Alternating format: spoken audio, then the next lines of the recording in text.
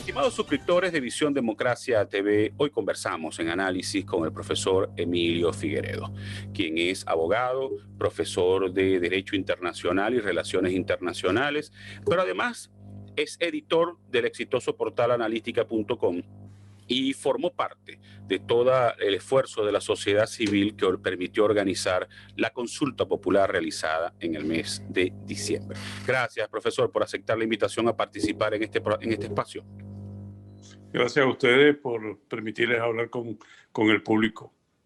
Profesor, comencemos con los escenarios que se abren en este 2021 para poder encontrar una solución a la crisis venezolana. ¿Qué perspectivas hay? Yo creo que el problema más grave que tenemos en Venezuela ahora es una fragmentación total de la sociedad, no solo a nivel político, económico, sino emocional, y una falta de perspectiva producto del cansancio de tantos años en el cual se han coartado las libertades fundamentales y los derechos humanos, ¿no? Entonces, frente a esa situación, encontramos una atomización de la lucha política, no solamente en el campo de la oposición, sino también cierto resquebrajamiento también en el campo del propio régimen, ¿no? Vamos a hablar primero de la oposición. Okay. La oposición tiene, como lo acaba de decir hace 2 días el vocero de la Casa Blanca, un reducto constitucional aún existente. Ese reducto constitucional está presidido por Juan Guaidó en la medida que fue la expresión de la Asamblea Legítima electa en el 2015. O sea, es como un residuo en un mar de oscuridad dictatorial. Es lo que queda de la institucionalidad que ha sido cercenada paso a paso por el régimen. Ahora, en ese mismo caso nos encontramos un panorama complejo, ¿no?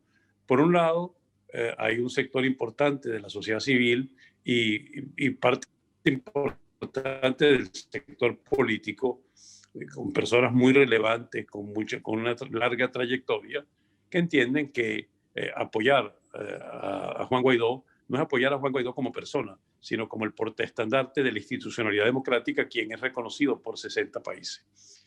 Pero, como siempre sucede, hay diferentes intereses en juego, intereses gremiales, intereses personales, intereses políticos, que hacen que se mueven en diferentes categorías. Uno, que sin oponerse directamente al esquema apoyado por la comunidad internacional, sin embargo, tienen su propia agenda. Y esa agenda la vemos esencialmente vinculada a la posibilidad de ocupar posiciones o lo que dicen ellos, no dejar espacios libres en las próximas elecciones. Las que estaban previstas inicialmente eran las de gobernadores, pero ahora, como el régimen se da cuenta que ese es un terreno fértil para dividir más aún a la oposición política, entonces está abriendo el campo para las alcaldías, porque eso genera sueños y de posiciones para alcaldes, gobernadores, miembros de la Asamblea Legislativa y miembros de los consejos municipales. Ahora, el problema de eso que hemos visto, por otro lado, ese digamos en el sector político. En el sector empresarial hemos visto cosas muy extrañas, como hablar del camino del diálogo, pero sin condiciones, entre sectores empresariales, como el caso de Consecomercio y de Fede Cámara, con el régimen, en el que el régimen muestra propósitos de buena intención, pero que son de muy poca probable realización. ¿Y qué es lo que está sucediendo acá? Lo que pasa es que la gente no ve la historia. Exactamente lo que pasó en Nicaragua. En Nicaragua, el principal aliado de Ortega cuando estaba en dificultades fue el Alemán. ¿Y por qué Alemán se unió a Ortega? Bueno, porque Alemán estaba sindicado de profundos delitos de corrupción. Pero los empresarios se sumaron a eso pensando que, bueno, que posiblemente, como él era la derecha, como era liberal, iba a modificar la naturaleza del régimen de Ortega. Bueno, eso fue hace muchísimos años. Y hoy en día se arrepienten, pero ¿qué ha sucedido?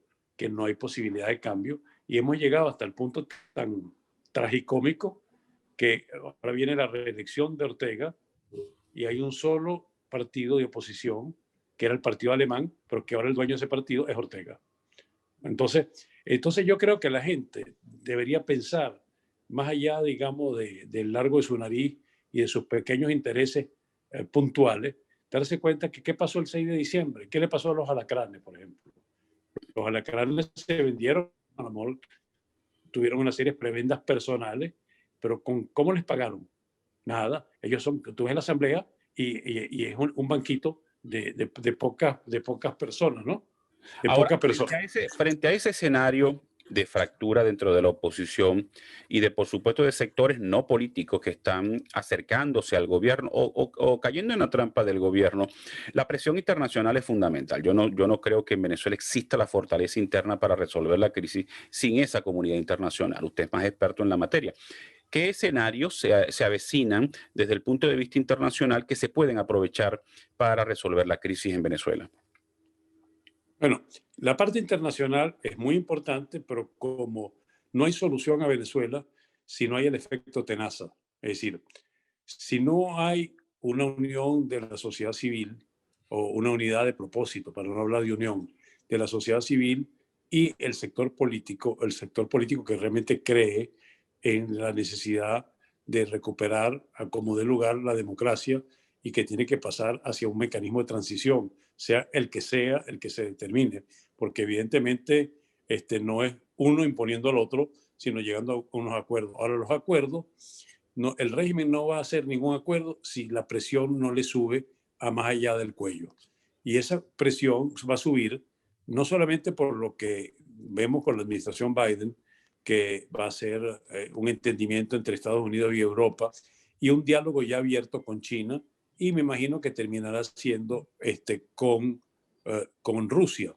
Y pongo aparte el tema de Cuba, porque el tema de Cuba es tan obvio que va a ser de nuevo, vamos a tener un caso muy parecido al que tuvimos antes, un entendimiento entre Estados Unidos y Cuba, porque son problemas distintos. Pero para que haya un entendimiento entre Estados Unidos y Cuba que resuelva la situación gravísima que tiene Cuba, evidentemente Cuba tiene que sacrificar algo.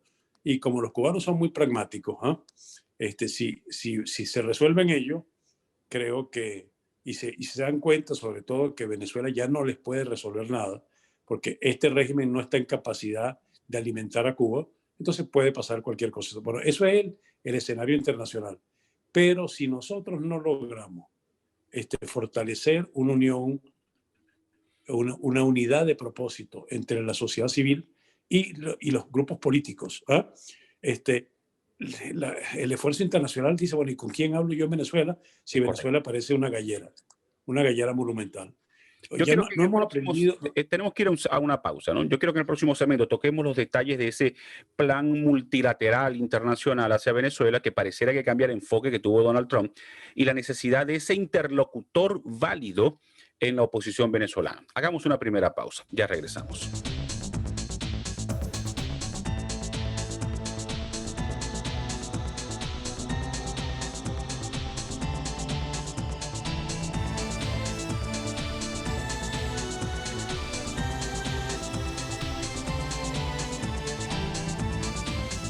Profesor, en el segmento anterior usted habló de un esfuerzo multilateral Estados Unidos, Unión Europea, que además podría involucrar a Rusia, China y a Cuba para resolver la crisis venezolana. ¿Cómo sería el enfoque de esa estrategia tomando en cuenta lo que hizo Trump? ¿Será la misma condición de o la misma exigencia de una rendición incondicional o tiene otras características?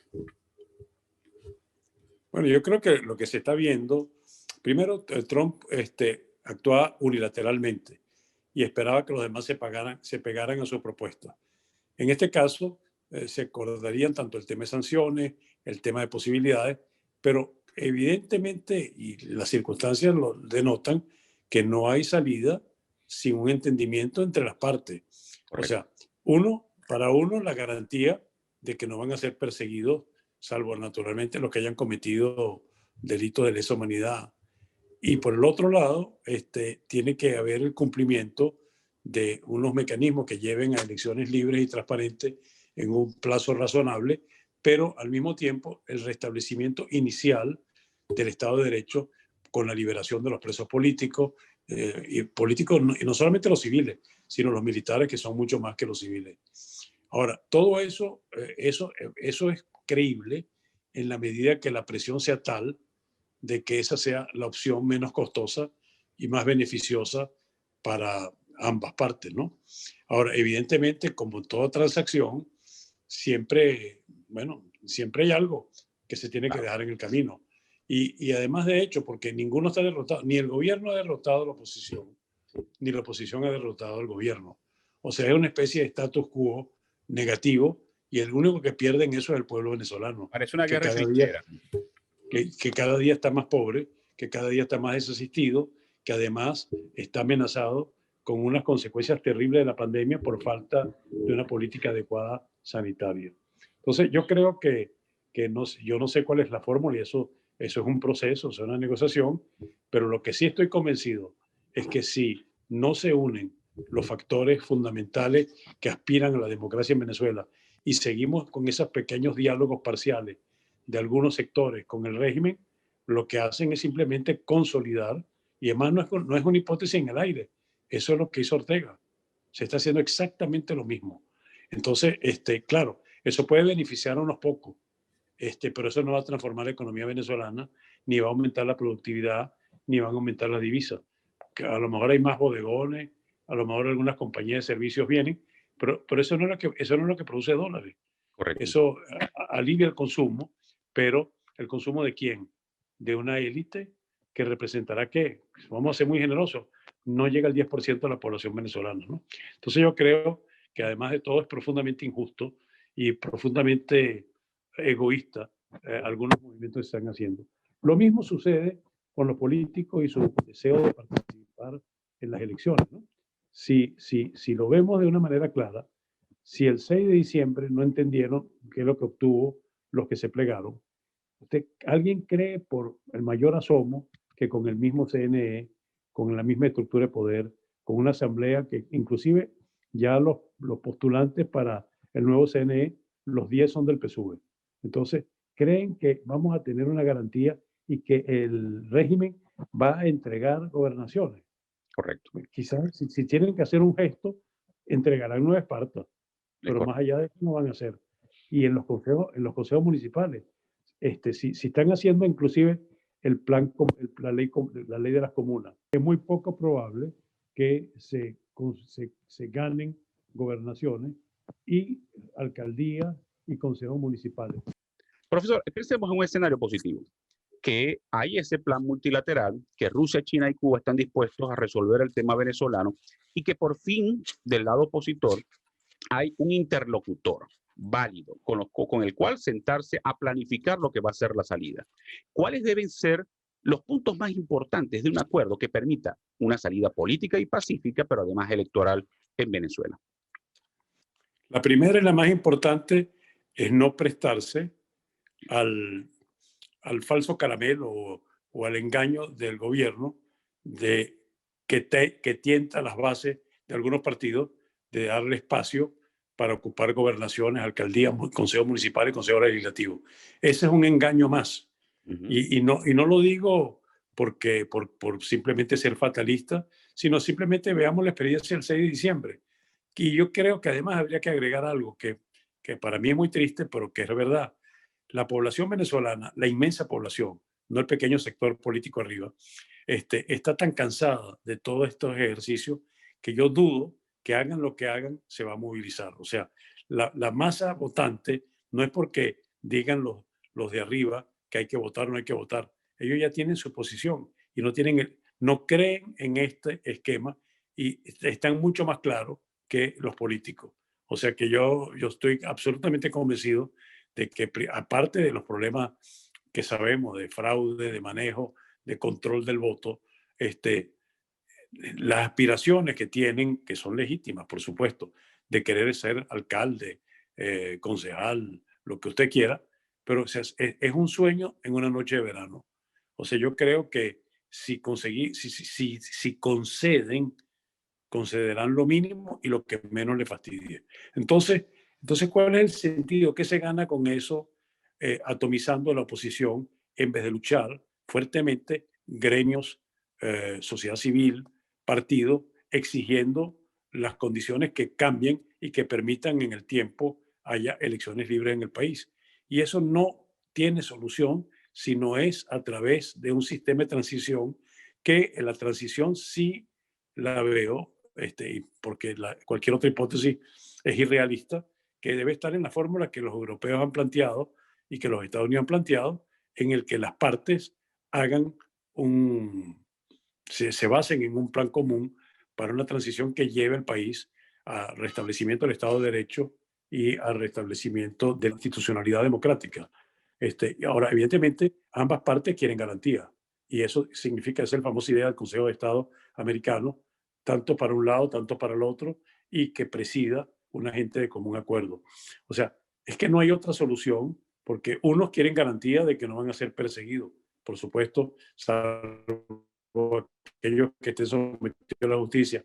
Los otros quieren que efectivamente se restablezca la justicia, se restablezcan todos los órganos del Estado para poder establecer las bases que permita a competir a todos, inclusive los que están ahora y los que quieren entrar en unas legítimas elecciones supervisadas. Ahora, tenemos que hacer una última pausa. Le dejo este interrogante para el próximo segmento. Usted habla de entendimiento y de una transición, pero eso a mucha gente le causa ruido por el tema de hacer justicia con aquellos que han violado los derechos humanos, que han saqueado los recursos del país y que incluso han financiado el terrorismo. ¿Qué va a ocurrir con eso? En el próximo segmento tratemos ese tema, por favor. Ya regresamos.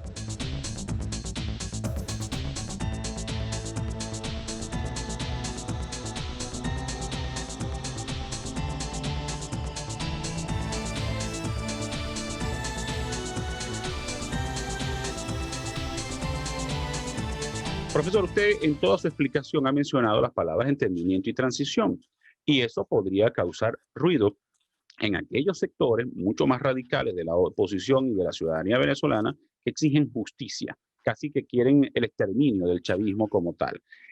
En este marco de entendimiento y transición, ¿podría haber un perdón general o todos aquellos que hayan cometido delitos tendrán que pagar las consecuencias de sus actos? Bueno, primero vamos a hablar claro y concreto. La situación en Venezuela no es la situación que tuvo el nazismo cuando las tropas rusas estaban invadiendo Berlín y las americanas el resto de Alemania. Era un régimen derrotado. Si tú no derrotas, y no has derrotado hasta ahora, lamentablemente, pero no, esos son los hechos, tú no puedes barrer con el otro, porque ¿cuál es el incentivo del otro de dar un paso en alguna solución si tú no lo tienes contra la pared? Entonces yo creo que hay un realismo, como ocurrió en todos los países que ha habido transición de dictadura a democracia. Este, si tú pretendes aniquilar, hacer desaparecer, bueno, tendrías que haber entrado con todos los mecanismos y haber ocupado el poder y haberlos expulsado de Miraflores o lo que fuera, ¿no? Y eso no es el caso. Entonces, esas tesis tan extremas, yo no estoy en desacuerdo con ella desde el punto de vista ético y moral. Yo sí creo que la justicia, cuando se restablezca la democracia, tendrá que tomar las medidas con aquellos que han hecho grandes violaciones de derechos humanos y otros delitos que pueden ser perseguibles. Pero pensar que eso se va a hacer a priori, que tú vas a hacer desaparecer la existencia de un movimiento político, que te guste o no te guste, que tiene 10, 11, 12, 14%, bueno, cual sea el porcentaje que todavía tiene de adeptos, es absolutamente irrealista. Y eso lo entienden los europeos, lo entienden los americanos y los que han vivido procesos de transición. Entonces yo creo que la política es el arte de lo posible. Y entonces yo creo que dentro de las posibilidades hay que buscar la que sea más favorable para cada una de las partes, o por lo menos para nosotros, lo que más importante es que podamos abrir el camino hacia una transición, hacia una democracia de nuevo funcional, porque así como estamos yendo, estamos cada vez más hundiéndonos en el abismo y no hay ninguna posibilidad de recuperación. Estas falsas medidas de la ley antibloqueo, que para mí es una ley pro blanqueo de capitales, podrá resolver a sectores marginales de la economía, pero no va a resolver la entrada de divisas ni el cambio de condiciones fundamentales del venezolano. Entonces, En yo creo. el marco de los que están señalados de violación a los derechos humanos, hay un caso pendiente o adelantándose en la Corte Penal Internacional. ¿Qué está ocurriendo con ese caso? ¿Qué información maneja sobre eso?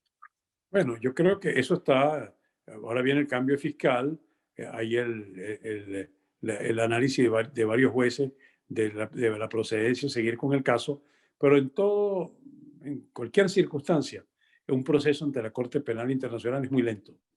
O sea que no, eso no va a traer soluciones inmediatas y resoluciones. Que sucederá o no sucederá, eso depende de un factor exógeno, pero eso no tiene nada que ver con la necesidad de resolver lo antes posible la situación interna del país, que es simplemente inaceptable y que está produciendo algunos problemas que preocupan a los Estados Unidos y otros países, como es la migración, la violación de derechos humanos. Y hay un tema que la gente se olvida, pero que causa mucho ruido internacionalmente, es el ecocidio en el arco minero. O sea que yo creo que aquí las condiciones están dadas, pero los que están torpedeando la posibilidad de que se haga un frente unido son precisamente algunos políticos y algunos empresarios que quieren resoluciones ya a sus propias situaciones particulares. Y Ahora yo bien, creo que eso hay que denunciarlo y si están en ese camino, bueno, entonces los que cojan ese camino definitivamente no forman parte de la oposición democrática que quiere el restablecimiento del Estado de Derecho en Venezuela. Ahora bien, usted ha planteado que el régimen de Maduro no está derrotado, tampoco la oposición, pero ninguno de los dos tiene la fortaleza interna para acabar con el otro, ¿correcto? Bueno, Ahora bien, eso es obvio, ¿no? Eso es exactamente. evidente. Ahora bien, ¿por qué el chavismo, si no está derrotado, podría aceptar este escenario de entendimiento y transición que pudiera plantear en los próximos meses la comunidad internacional? ¿Por qué? Bueno, bueno, el chavismo ya también tiene sus problemas internos, ¿no? En las Ujú, denuncias contra los comunistas, el PPT, los tupameros, ¿cómo se llama? Rafael Ramírez, los 350 militares que tienen presos. No es que ellos navegan en un nido de rosa y los correcto. desplazados, porque aunque tengan otras tendencias, pero gente como Diosdado Cabello, como Rafael Isea, como muchos Agua, mucha gente han sido sacados del juego. O sea, lo que hay ahora no es chavismo, sino madurismo. Perfecto. Un último mensaje a la población venezolana en este año tan complicado para todos. Bueno, tener fe, perseverancia, constancia y no dejarse llevar por el canto de la sirena, sino seguir en la lucha como hemos seguido. Yo sé que son muchos años, pero el que persevera vence y el que se entrega pierde. Muchísimas gracias, profesor Emilio Figueredo, por haber aceptado la invitación. Nos vemos la próxima semana en otro episodio de Análisis a través de Visión Democracia TV.